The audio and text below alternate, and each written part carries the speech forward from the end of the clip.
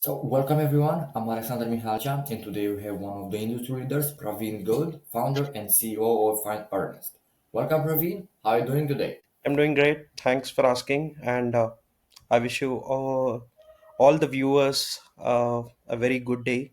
And yeah, it's good to caught up with Alex today. So yeah, Awesome, awesome. And I'm excited to have you on the podcast today, and I'm sure you're going to be of great value for the audience. thank Now, before we dive in, could you give us a quick overview of what FindErnest does? Okay, so we are a technology consulting firm. So basically, we come up with an ideology to give technology IT solutions for all the companies, both in the technology development support and modernization part, and also in the consulting part. So, like providing them staffing assistance, outsourcing them the recruiters, giving them on priority demand manpower whenever they require. That comes to a contingent workforce solutions that which is the key important thing that is booming up right now. Okay, so in the technology end, yeah, we cover up all the leading technologies like Salesforce, Microsoft, Oracle based solutions, Pega solutions, and all. Yeah, please. Yeah, right. That's fascinating. And basically, what inspired you to create FindErnest? Was there a specific moment or experience that sparked this journey? Yeah, so I came up with more than a decade of experience now working from the technology based firm. So I face a lot of challenges, and I have some ideas where I felt that okay, so if we implement this could be a value addition also for the engagers, and that means customers, for solving their problems on the specific needs, and also the cost optimization part. So that is a key important feature right now. So Yeah. always everyone will look for optimizations in costings, efficiency. So the term itself, the finder nest. So if we have to, like if I have to frame it in a simple way, so it's for enterprise, for Yeah. expertise, for excellence, and so we are defining success for Right. of all the companies. So we are giving a strong statement to all the companies that we are here to help you, assist you in all the ways. Okay. But for example, what was your background before starting this venture? So I started my journey from a telecommunication industry background.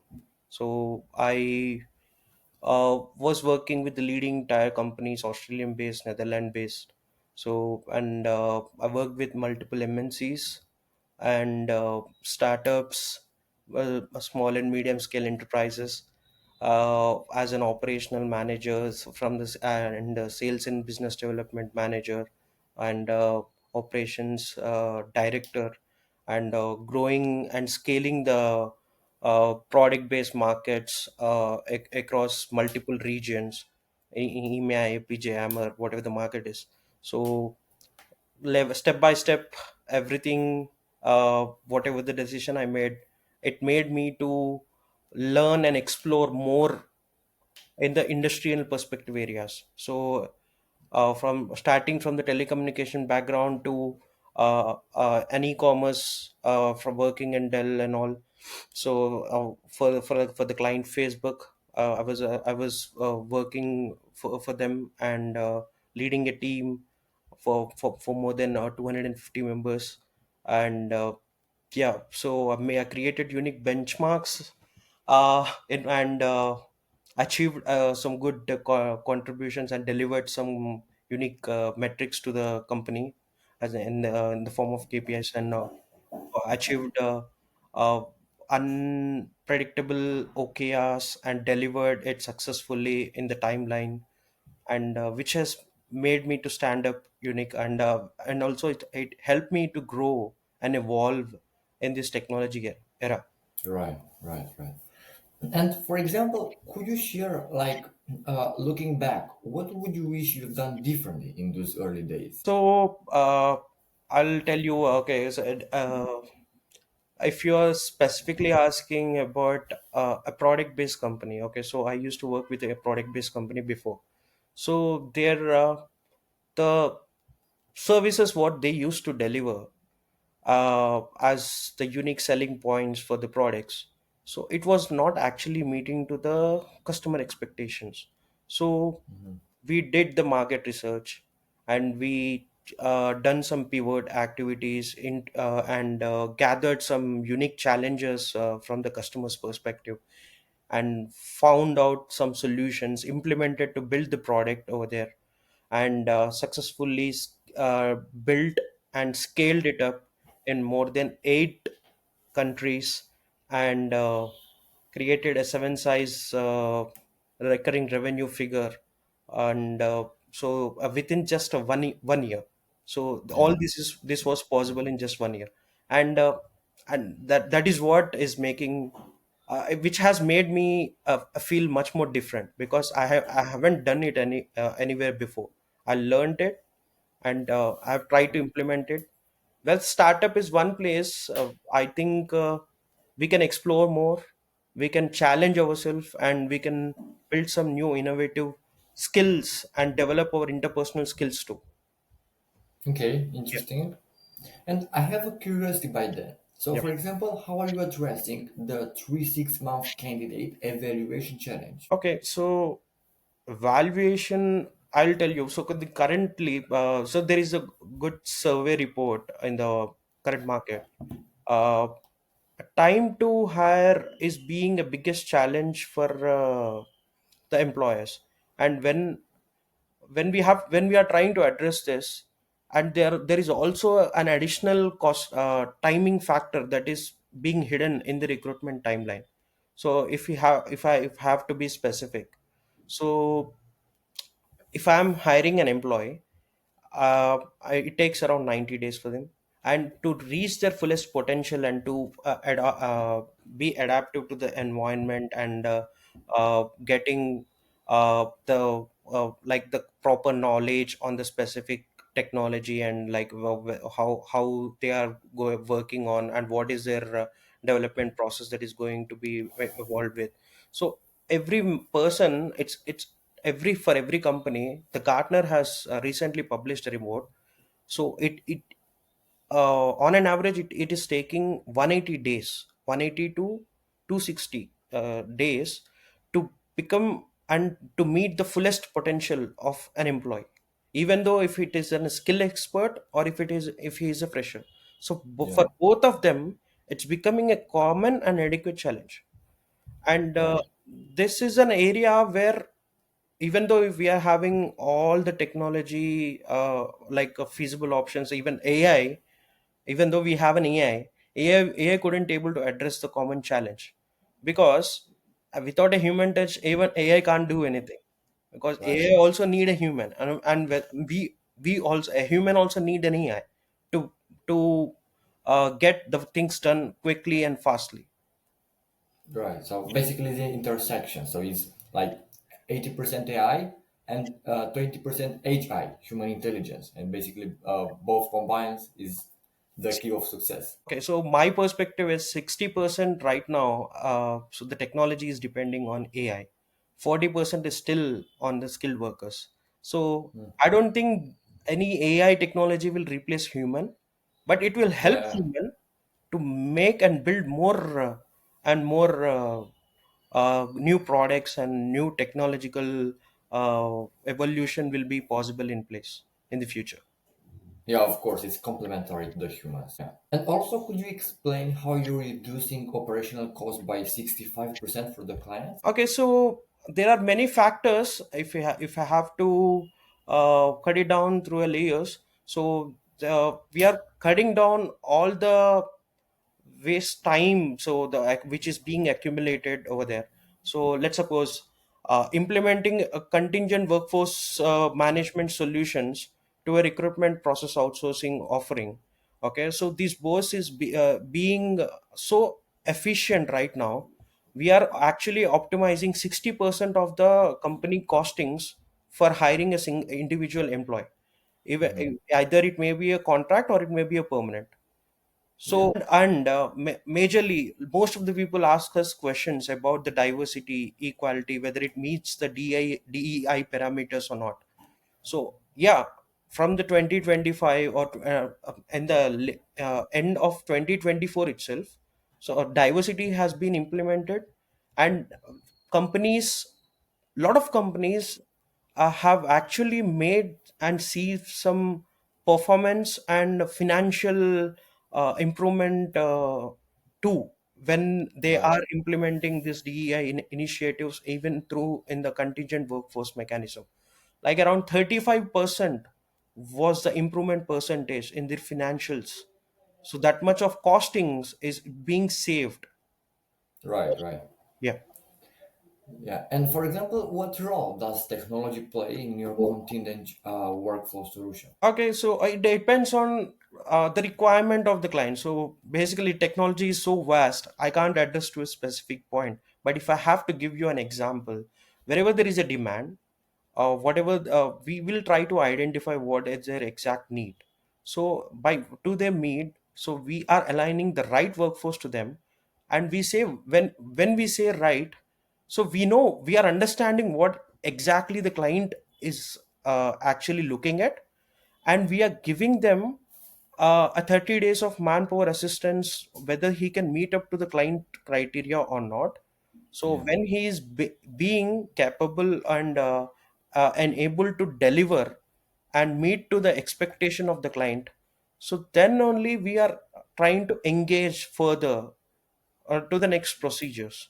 So I think this is also helping a lot for the companies to make out a decision and uniquely focus on the other functional activities. Yeah. Right. Right. Right. Right. And walk us through how FindErnest addresses these challenges. What makes your approach unique? Uh, See, if I have to be open, we are just a 2 years old company, and right now we have achieved so many good numbers and good. If you talk about the client retention rate, we have 95%. The client satisfaction rate is 90%, and the client base what we have, the clients what on a global scale, we are assisting around 60 plus clients, and we have delivered 25 plus projects till now.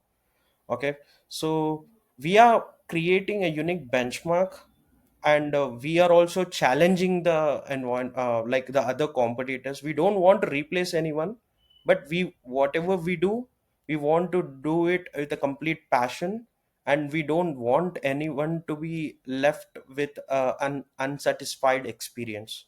So we are addressing and correcting ourselves, and Yeah. Right. uniquely making the adaptation of the changes and according to the necessities. Yeah, makes sense. And for example, how has the pandemic changed the contingent workforce needs at the beginning? Pandemic has actually created a lot of demand for the contingent workforce, because at that time, so no one was actually not much fond of this contingent workforce solutions before. But when everything went remote, so everyone thought it couldn't able to work, and they couldn't able to get the required productivity outputs, and they couldn't able to scale in the timelines and all. So these were the common questions everyone was actually encountering. But yeah, so the contingent workforce was in place, and they were actually making the things possible at that period of time. And to be very frank, it has actually increased the productivity percentage more than 60%. That's why it's still continuing. And I don't and I'm not saying that only the remote and contingent workforce is actually playing a key difference in the market. It goes in both ways. Either it may be an on-site or off-site on a client, offshore, whatever the work mode it is. Yeah, when they are actually meeting to the requirements, and when they could actually able to make the deliveries and outputs, then I don't think anyone could actually deny to any kind of facts. Yeah, But for example, how do you balance the client needs with employee growth opportunities? because we are actually helping our internal employees to build their internal skills by giving them opportunity to get trained themselves in multiple areas, to get if the employee wants to explore more certifications, and to build up more skill in this specific area, we are also giving them the scope to build their interpersonal skills, and they are being ready whenever the client is actually coming up with a new technology requirement or any kind of new technology support. I'll give you an example. So Playwright is launched in 2020s, so it was actually on the pandemic time. So it was actually being very tough in the market to get the right training for the people and to get the right assistance at this period, at that particular period of time, and Hmm. not much were actually showing the interest in utilizing this kind of technology where we won't get actual bandwidth and support, and all the kind of infrastructure when we need. So few have tried, and actually it created a lot of difference when they have implemented this in the current infrastructure. And there they have actually tried it with the contingent workforce solution itself. Yeah, yeah, They haven't went to the open market because it was being very critical for them, and they need a people who have already been trained and who has already done some production activities, development activities before, who have delivered and implemented some key solutions on the specific industry level too. So some clients, what's the difference is their requirement would change. Some will be domain specific, some will be industry specific, some will be around the technology specific. They need this unique skill, that would be a very niche area, where we hardly find around 600 to 700 people throughout India. yeah, I'm just giving you a rough example. So over there, if they want to identify the right candidate, and if they want to attract the right talent at that particular period of time to get them on roll in the normal recruitment timeline process, it would actually kill more than 6 months to 1 year of time of them to complete the entire hiring process. right. But contingent workforce is actually helping them to start and focus on their work module within 45 days. Hmm. I'm Yeah, not and saying 15 or 10 or 30. yeah, Actually, it's not possible in this specific timeline. It would take around 30 to 45 days. yeah, and I'm asking this because I often find that innovative solutions face Mhm. the initial skepticism. Mhm. And for example, when you talk to potential clients, what's the biggest misconception they typically have about what you do? So their understanding on built process may vary, because if when we have our conversations with the VCIs, or the CIOs and AVPs, the architects, so everyone have a different perspective towards that technology oriented process, because the BRDs and FRDs would speak different, and an individual person's mindset will have something else. It won't align to their needs. So they themselves sometimes they won't have the right understanding on what exactly they need at this specific time. So this Yeah, will actually creates a lot of mess in the entire streamline of process. So even the HR recruitment team couldn't able to identify and understand like what they're exactly looking for. The JD speaks different, the requirement criteria will speak different, but when they are attending the interviews and when they are going to the final round, the panel won't like the candidate. So this is hmm, a most possible case. Everyone right now, on a scale of, like, if you speak about the percentage, 90% of the people, they couldn't able to meet to the criteria of exactly the panel, because what client actually needs is that what an HR need to communicate clearly, because yeah, JDs right now, no one is writing a manual JD, everyone are using AI. If I give a job description, it is automatically populating the job description for me, even whatever that the number count it would be. I can write a lengthy 2 page of job description on the specific requirement, but Hmm. it is not actually giving is being given by the architect or the technical guy who is actually addressing to this requirement. Yeah, right, right, right, right.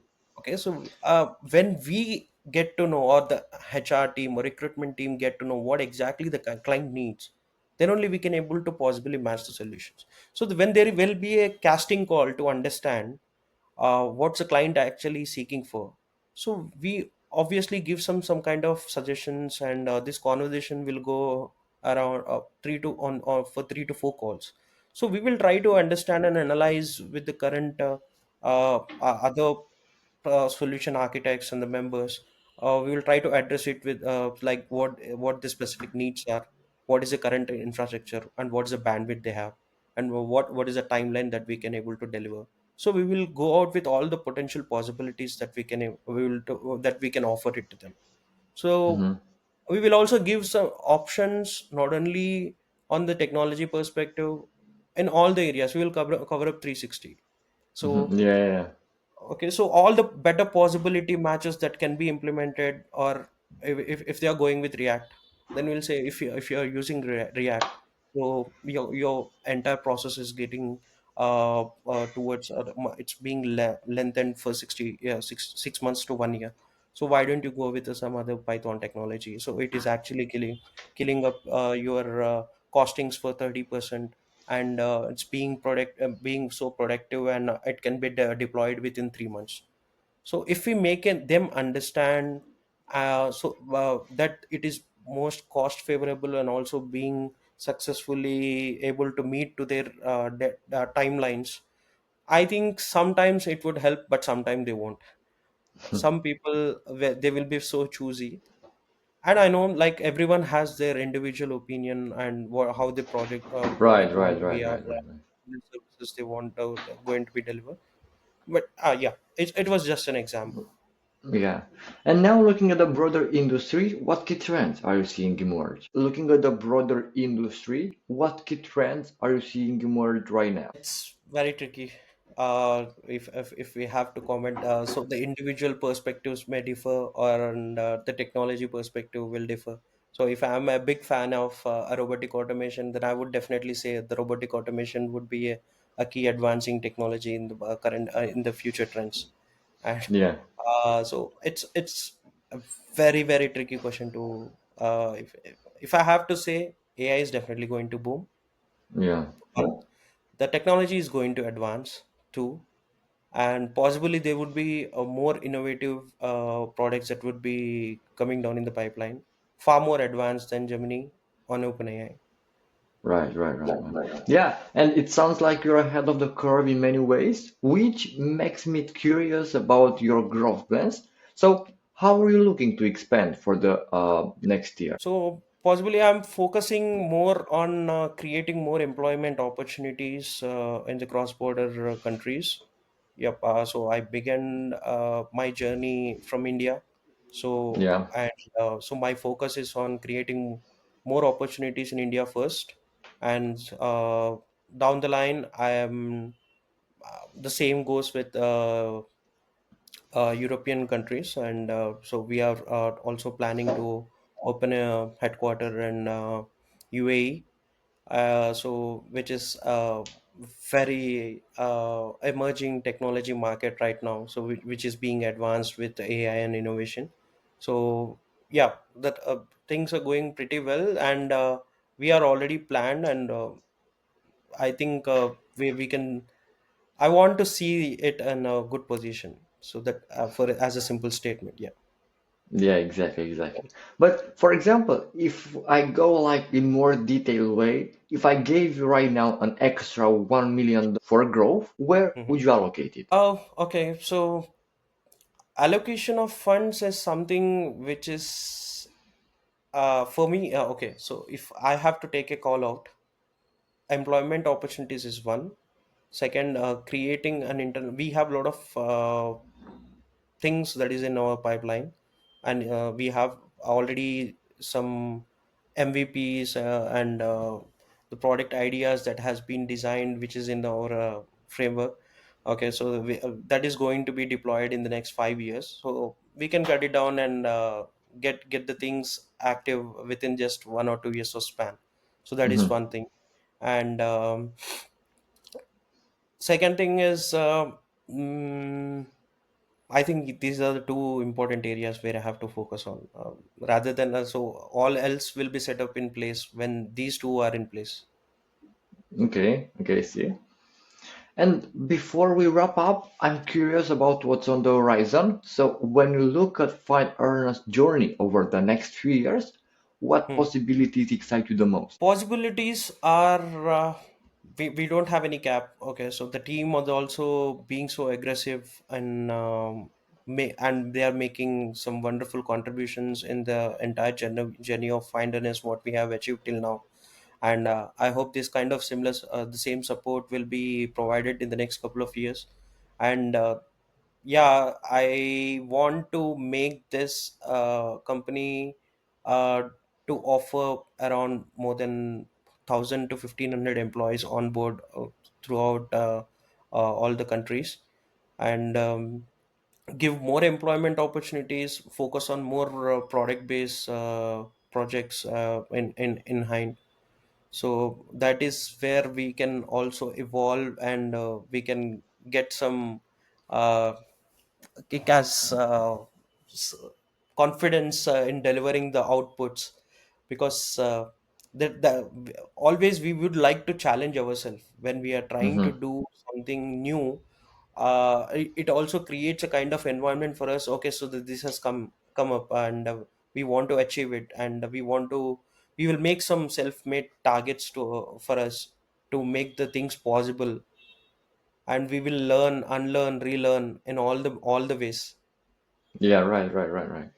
And for listeners who want to learn more about Friend Ernest, what's the best way to get in touch? Best way is our website. We all have everything in place. So the emails, the career page, all the things are in place. So whoever interested, so they can come to the career page, apply for the jobs, and if they have any business inquiries, they can contact us at any time. So we are Hmm. really ready to take up any kind of possible challenge.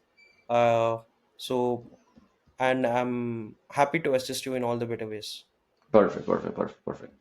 So, thanks for joining me today, Praveen, and for this amazing podcast session. And for anyone listening, make sure to check out Find Ernest socials below in the description because this episode was packed with value and I can't wait to see what you build next. Sure. Thank you, guys, and thanks for giving Perfect. me this opportunity, Alex. Great. See you in the next episode. Sure. Bye.